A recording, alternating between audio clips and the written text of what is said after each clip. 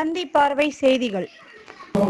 வேலூர் மாவட்டம் குடியாத்தம் மாற்றுத்திறனாளிகள் திருநங்கைகள் விதவைகளுக்கு இன்று 82வது மாதமாக 100 நபர்களுக்கு அரிசி, பருப்பு, சேமியா போன்ற நிவாரணப் பொருட்கள் வழங்கப்பட்டது. நிகழ்ச்சிக்கு KV ராஜேந்திரன் தலைமை தாங்கினார்.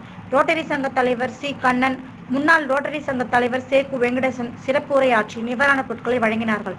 இறுதியாக பெருமாள் நன்றி கூறினார். இந்த சந்தர்ப்பத்தை பயன்படுத்தி தேவையானதை என்று கூறிக்கொண்டு நன்றியை தெரிவித்துக் கொள்கிறேன்.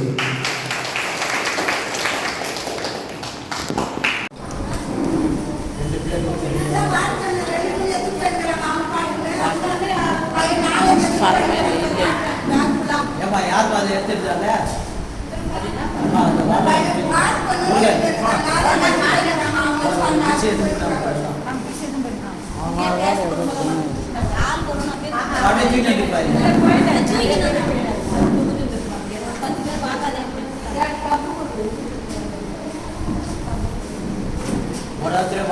போன் நம்பர் தர மாட்டீங்க.